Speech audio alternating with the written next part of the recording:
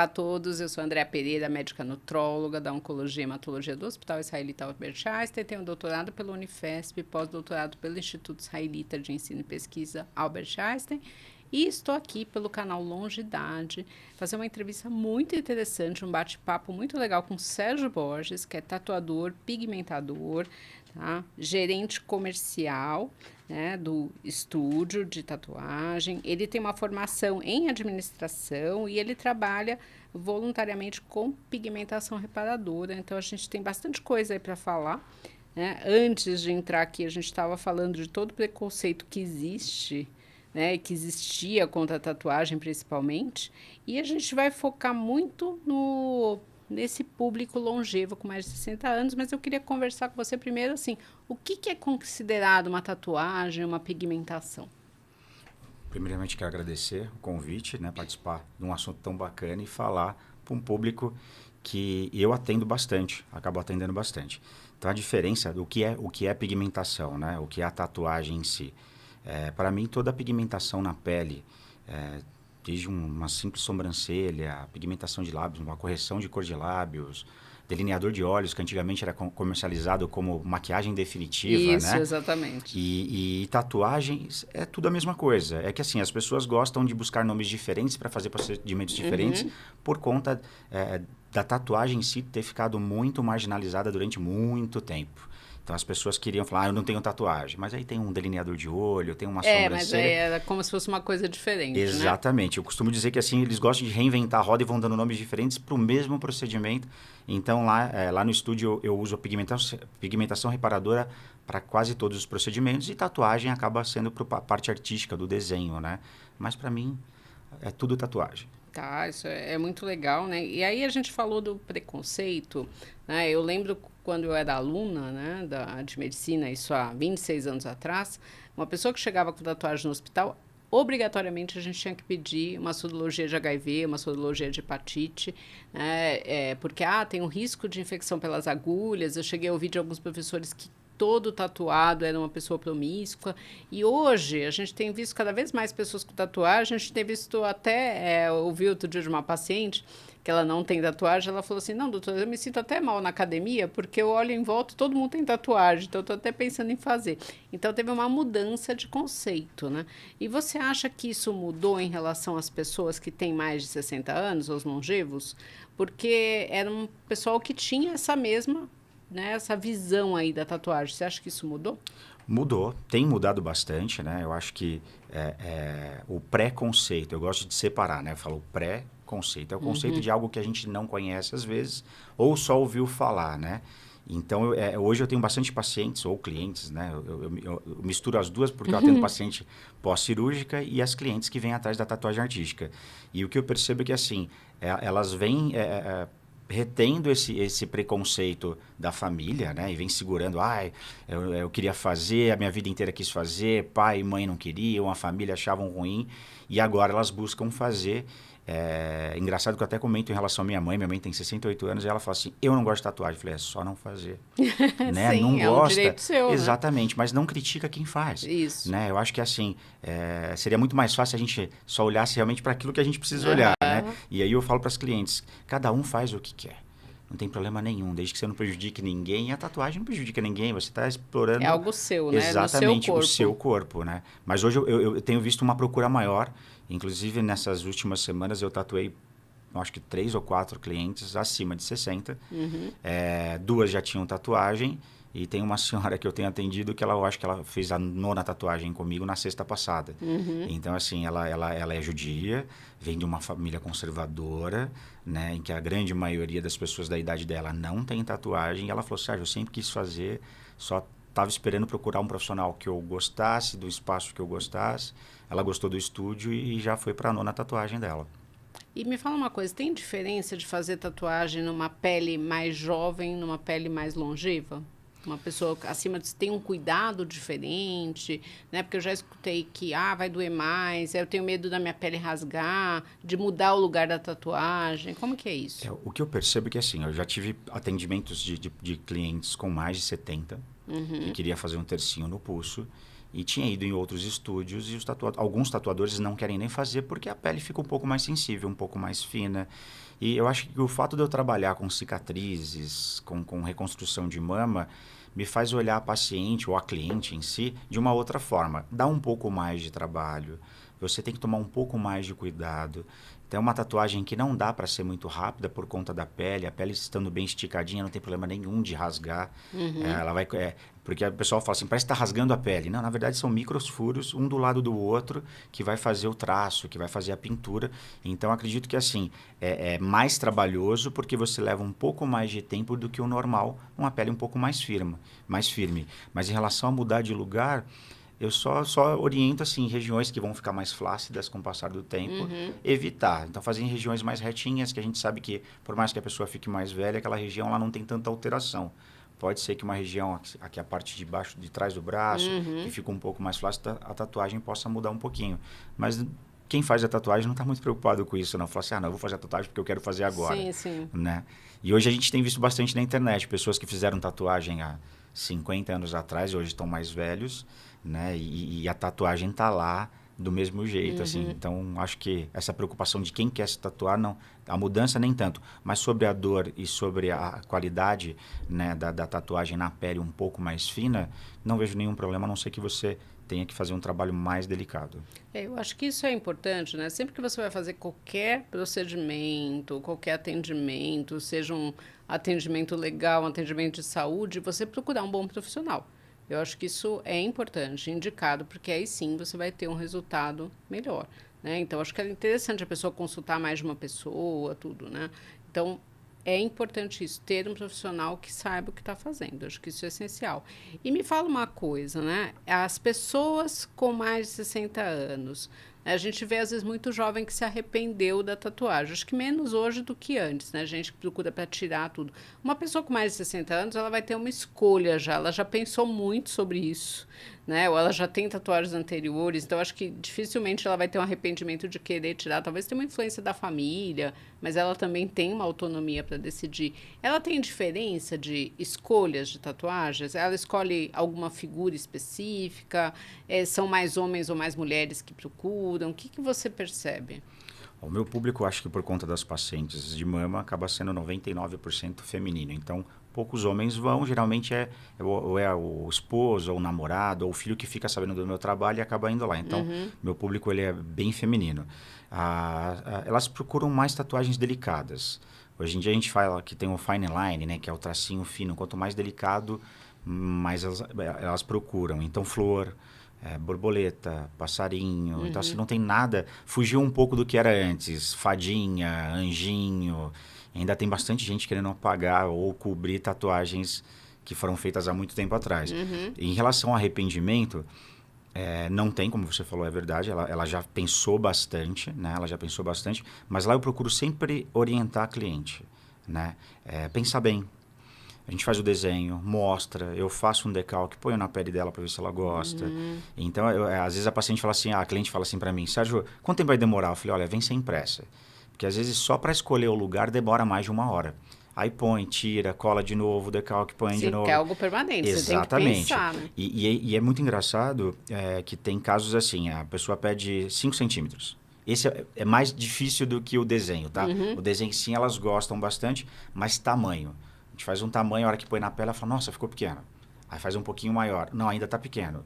Então, eu geralmente eu faço 4, 5 tamanhos diferentes já para deixar pronto, porque eu sei que elas vão decidir fazer um pouco maior, né? Até porque ela pensa assim, eu demorei tanto para fazer, já que eu vou fazer agora, eu quero fazer uma coisa que chame a atenção. Mas sempre mais pro delicado do que algo muito grande. Não tem ninguém fazendo nada muito grande no corpo, Isso que eu ia perguntar, se as pessoas querem cobrir áreas maiores.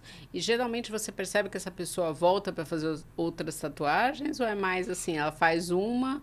Volta. Tem o efeito da tatuagem, assim, quem tem sabe. Você nunca para na primeira. Faz a primeira, vai fazer a segunda.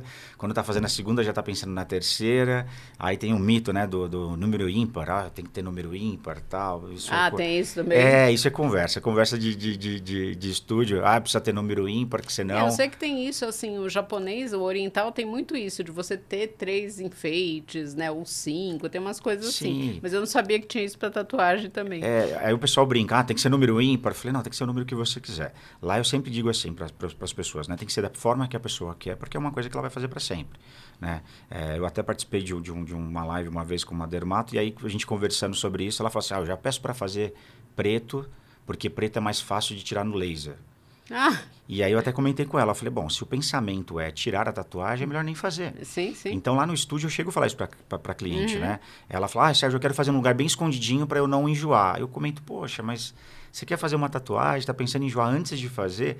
Então, às vezes até eu aconselho, eu falo, se você está com dúvida, espera mais um pouco, pensa um pouco mais, tal. Eu acho que é importante a pessoa ter segurança e confiança do que ela vai fazer, né? Sim. Como você falou, ela já procurou o estúdio, ela já procurou um profissional, ela já escolheu o desenho dela, então que ela faça com confiança de que vai ficar legal e que ela quer mostrar. Geralmente, a maioria não quer esconder, né? Quer mostrar. Sim, já, né, vai fazer para ficar escondido, geralmente não, né? E você percebe que as pessoas ainda têm medo da família, da reação da família? Tem gente que vem e fala assim, não, vou fazer, mas minha família não pode saber. Sim, eu participei de um evento, eu fui numa festa de confraternização de empresa, e aí o dono da empresa me chamou pra gente fazer um flash tattoo, que são tatuagens pequenininhas e rápidas. E aí foi engraçado que uma das clientes que eu acabei atendendo, ela já tinha tatuagem, ela falou, olha, eu não sei o que eu vou dizer em casa, mas, poxa, eu não vou perder a oportunidade de fazer mais uma tatuagem. Quer dizer, ela já tem tatuagem e ainda tem, mesmo a pessoa. A minha mãe mesmo disse pra mim, toda vez que ela me olha, ela fala, já tá com mais uma nova? E eu acho que tem uns 4 anos que eu não faço nenhuma tatuagem. E aí ela sempre tem aquela sensação de que eu fiz mais uma, né? E eu percebo que com outras pessoas isso também acontece. Então, ainda tem gente ainda que esconde um pouquinho, para não ter uma disposição com a mãe, com o pai, ou até mesmo na empresa, né? Porque a gente fala muito sobre hoje estar mais tranquilo, né?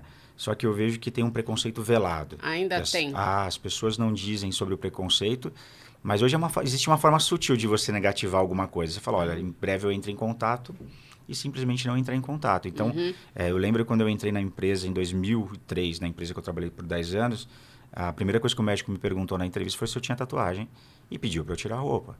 Então, ele queria ver se eu tinha tatuagem ou não. Não sei se isso ia fazer eu entrar ou não na empresa, mas isso me chamou a atenção há 20 anos atrás. É o que eu te falei, isso era considerado, né? Eu lembro que a gente aprendia isso na faculdade de medicina, né? Ó, a pessoa com tatuagem tem que pedir necessariamente as sorologias, tal, tal, tal.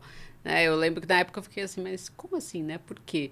Eu não tinha esse preconceito, né? Mas assim, tem outras pessoas. E eu não tenho tatuagem, né? Mas eu nunca tive esse preconceito. Mas eu achava estranho isso, né? Mas mudou, eu acho que do quê? De uns 10 anos pra cá. Por aí, por aí. Mas ainda existe. Eu tenho pacientes que tiraram a tatuagem porque falavam, olha, eu tenho uma tatuagem, eu vou ter que ir numa festa da empresa que tem piscina e eu tô morrendo de medo de alguém ver minha tatuagem e isso me prejudicar na empresa. Não, isso existe, né? Como eu disse, eu atendo algumas médicas lá no estúdio e eu já ouvi médica falando assim, pô, Sérgio, eu queria fazer num lugar mais aparente, mas tenho receio de como eu vou ser recepcionada onde eu trabalho.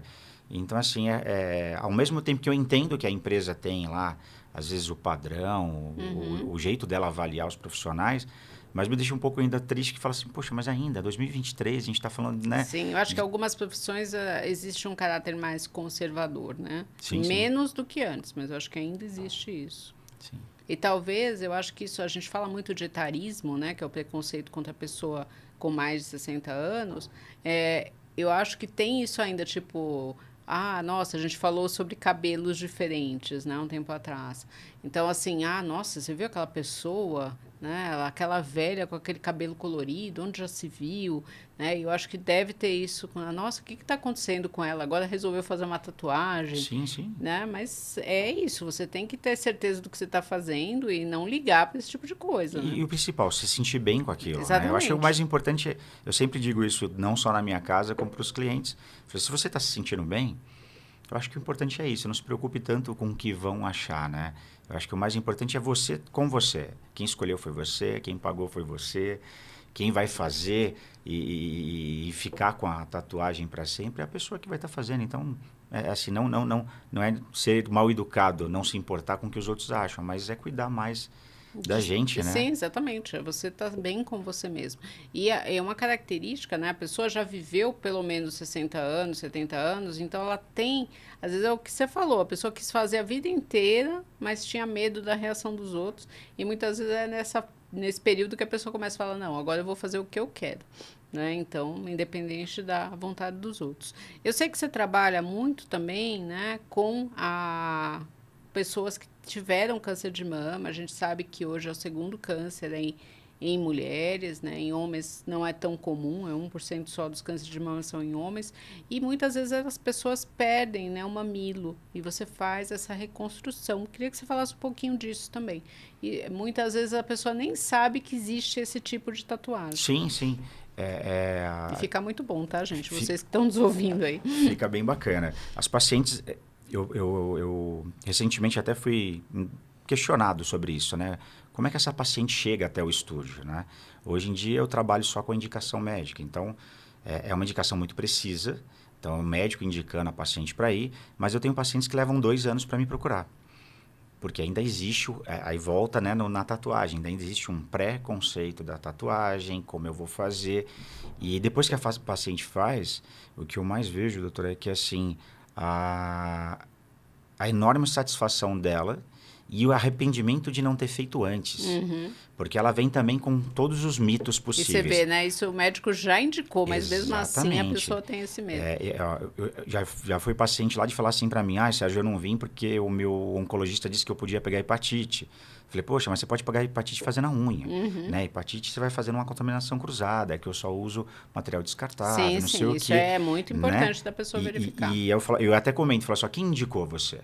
Aí teve uma paciente que falou assim, meu médico falou assim, olha, essa é a indicação mais precisa que você poderia ter. Você não me achou na internet, você não me achou na rua, você me achou por indicação médica. Mas mesmo assim eu vejo que tem a paciente que tem receio. Vai sentir dor, vai sangrar, né? Quando eu estou fazendo o procedimento de mama, principalmente, e o da tatuagem também, o paciente consultou o cliente, o paciente começa a olhar e fala, mas não vai sangrar? Eu falei, não vai sangrar. E a maioria vem com esse medo. Porque ouviu alguém que sentiu dor.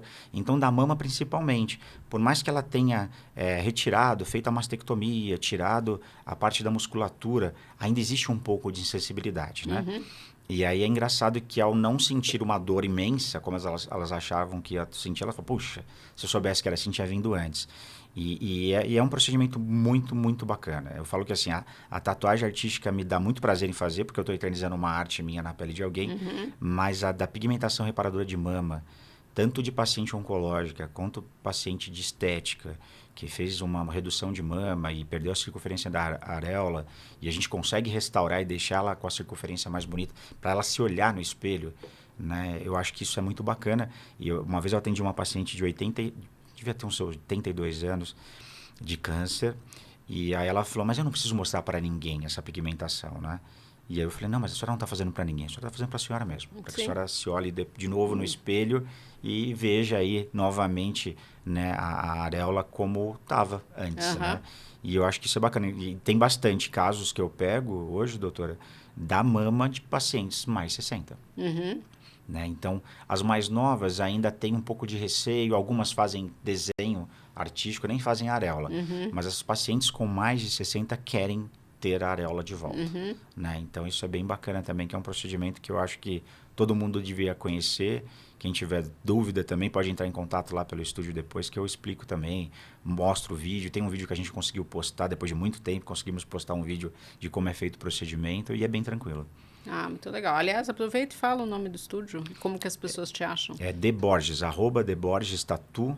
E aí lá pode mandar um inbox e aí tira porque com certeza tem gente nos ouvindo e pensando assim, nossa, eu tava querendo fazer uma tatuagem, né? Eu queria fazer, né? E tem gente que faz com essa idade, porque às vezes a pessoa não sabe, né? Ela acha que não vai ter ninguém, né? Não, é uma coisa de gente jovem. E é engraçado que da mama surge clientes de tatuagem, tá? Então, como porque a pessoa perdeu o medo, né? E ela começa a ver coisas então diferentes. É só isso. Tem muitas pacientes que tiram a musculatura das costas, né? Para poder fazer a reconstrução. E a cicatriz das costas fica um pouquinho mais grossa, incomoda o aspecto que ficou. E volta e meia, hoje mesmo, saindo daqui, eu vou fazer uma cobertura de cicatriz nas costas de uma paciente oncológica. Então é legal que assim, você vê, primeiro ela fez a mama comigo, aí depois ela voltou para fazer uma tatuagem, então volta naquela pergunta, né? As pessoas procuram mais vezes para fazer? Procuram. Sim. Então, tanto de um procedimento para o outro. Eu percebo muito isso, que a pessoa faz uma vez e acaba procurando mais, né? Eu não lembro de uma pessoa que tem uma tatuagem só, que eu conheço. né? Geralmente a pessoa acaba tendo mais. Uma coisa que a gente tem visto muito é a micropigmentação de sobrancelha, que não era tão vista, né? Mas agora tem muitas pessoas e às vezes a gente vê um padrão, parece que sempre é igual, né? Você que trabalha com isso, é assim que é feito?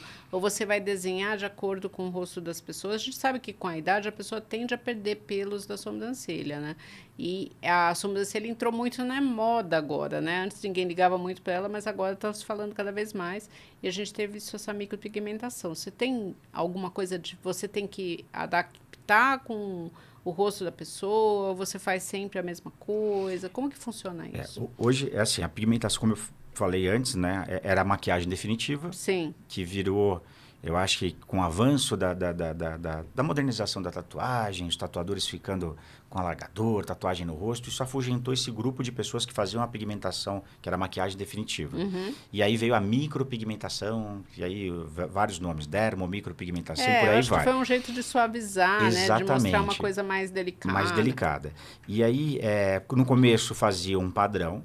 Alguns lugares ainda fazem um padrão de sobrancelha para todo mundo. Então, nem todo rosto, ou a sobrancelha arqueada vai ficar legal, né? A gente fala que... eu falo muito isso para as clientes que fazem pigmentação de sobrancelha. Nós temos o rosto assimétrico, ele não é simétrico. Então, se a gente colocar uma régua no meio do rosto, a gente vai descobrir que mora com uma pessoa diferente a vida inteira e não sabia. Sim. Então, eu costumo dizer isso. Menos é mais.